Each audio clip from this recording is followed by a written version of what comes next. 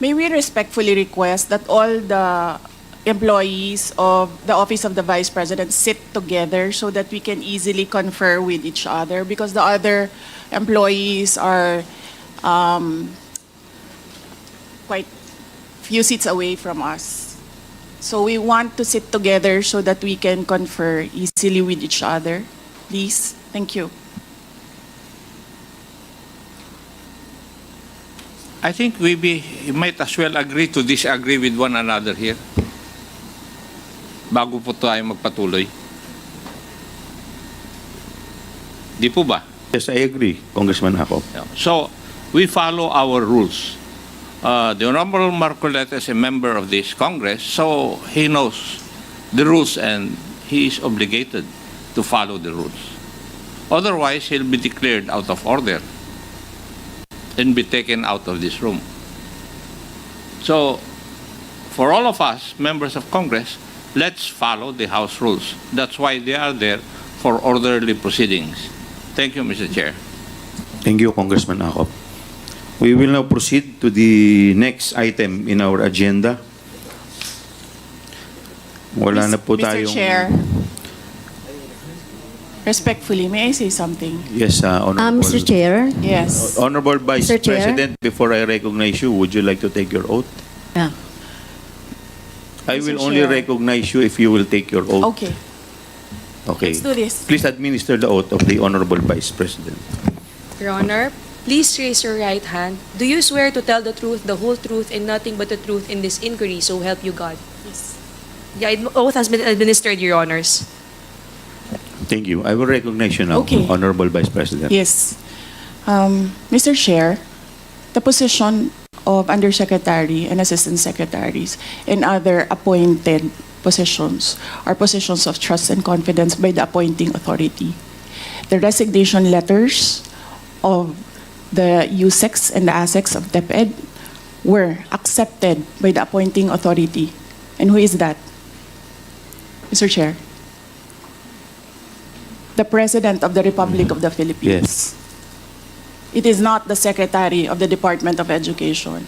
So you ask the President of the Republic of the Philippines why he accepted the resignation of the USEX and the ASEX.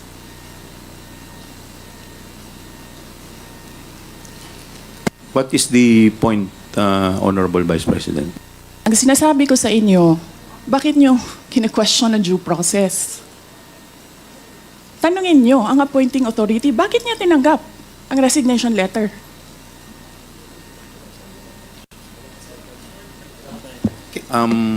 Madam Vice President, Yes, sir. we will, wala pa po tayo dun sa usapin na yun. Sa anong usapin, Later sir? Later po sa binabanggit po ninyo. Sa anong Wala usap- pa po tayo sa period of interpellation. Bubuksan ko pa lamang po ang period of interpellation. Yes, sir. Nandun na kayo sa topic. Hindi po tayo nag-i-interpellation ngayon. Madam Vice President, nag-uusap po muna ang mga miyembro. Yes, so, sir. please do respect. Yung Yes, mga, I am very respectful. I am dovetailing from Congressman Marcoleta.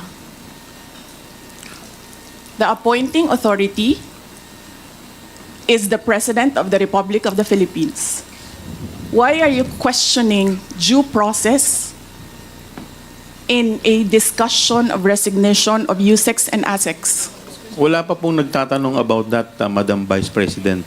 Sir, kinontempt nyo Madam- na, sir, dinetain nyo na yung tao for due process. Madam Vice President, Sir, nasa loob ng detention ang tao because you questioned due process. Asaan ang explanation ng due process ninyo doon? Nasaan? Madam Vice Tinanong President, kita kanina. I'm sorry, sir. Tinanong kita kanina, sino ang appointing authority? USEC ng ASEC. Anong sagot mo? Secretary. Hindi mo pa po- alam. Hindi pa po ako nagsumasagot. Hindi mo. Nakita kita, sumagot. Camera. Kita sumagot. Sinabi mo, Mr. Secretary. Chairman, motion to Hindi suspend. ninyo alam for 5 lahat. minutes. 1 Na minute, ang reset. nag-a-appoint One ay minute President. suspension is declared by the chair. Can we observe proper decorum, Mr. Chairman?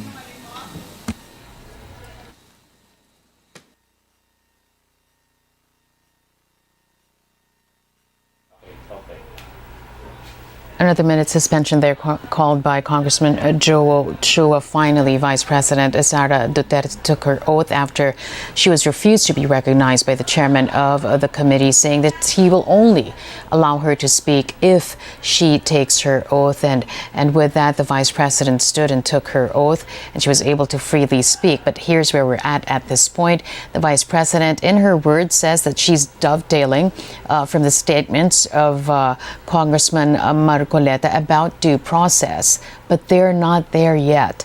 The members of the committee were still trying to thresh out certain issues before the period of interpellation could actually begin. But the Vice President was insisting about due process, and then the temperature once again rose, and that's why the chairman of the committee, Congressman Joel Chua, called for a minute suspension. The Vice President is speaking. Let's go back to the House of Representatives.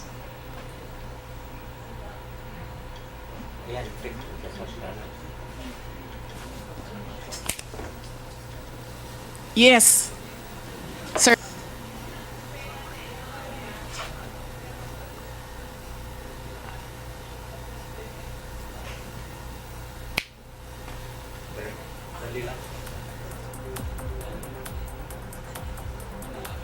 Walang audio yan. Camera lang nakatutok.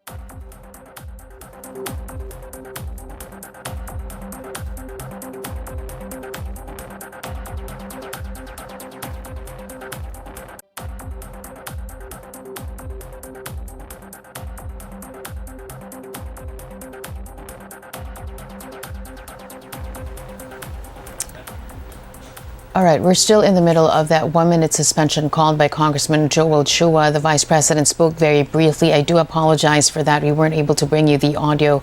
Still do not know what the Vice President said in that brief moment, but we're in the middle of this 1 minute suspension after the Vice President insisted on tackling the very topic of due process, to which Congressman Joel Chua said they're not there yet. They haven't even begun the period of interpellation.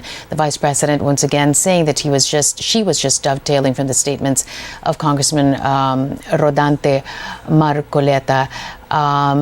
You just see the members of the committee here just really trying to put some order into the inquiry. They were well on their way until the Vice President rose her hand and asked that she be recognized. Again, if you've just tuned in, the Vice President has finally taken her oath.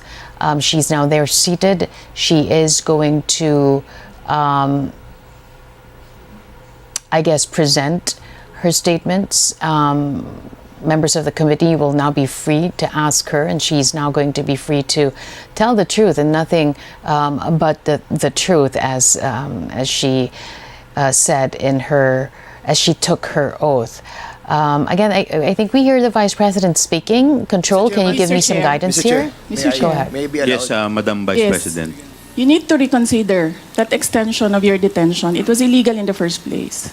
You asked the President why he accepted the resignation. Do not ask due process. Mr. Chairman. Mr. Chair. Yes, Congressman Paduano. Congressman Nakop.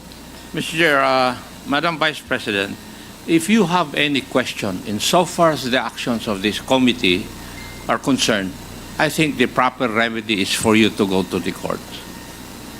Sir, I will go to court. Opo, pero Oo, that is pero your... araw-araw, you are depriving a person of her liberty while I await That is precisely the point, ma'am. the... If our action of detaining your chief of staff is against the law, I think the proper remedy, and I think you're a lawyer, Yes, sir. the proper remedy is to go to the court. Sir, do you really want to show the Filipino people kung anong kaalaman ninyo sa batas? Ang sinasabi ko lang po ay sundin Oo. po natin yung batas Kaya dito nga, sa sir, House. sundin natin yung Kasi batas. nandito po kayo dito sa bahay ng Kongreso. Yes, sir. Sundin natin yung batas.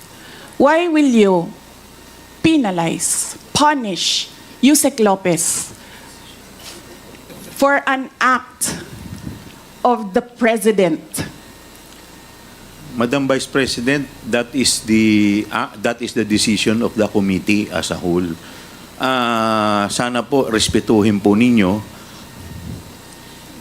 Yes, sir. Kung meron pong Okay. remedy, alam naman po ninyo bilang abogado na tama po yung sinasabi ni Congressman Acop, pwede po tayong mag-file ng relief sa court. Okay, sige sir. Tinutulungan ko lang kayo, sir, kasi napapahiya ang Pilipinas. Ganito ba ang House of Representatives? Tinutulungan ko lang kayo. Maraming salamat po, Madam Vice President. With all due respect, Yes, Mr. Chair, Congressman I move that we Deputy strike Speaker out. Yeah, I move that we Suarez. strike out that last comment said about the House of Representatives. I don't think that is warranted. Neither is it fair to make statements such as that. So move, Mr. Chair.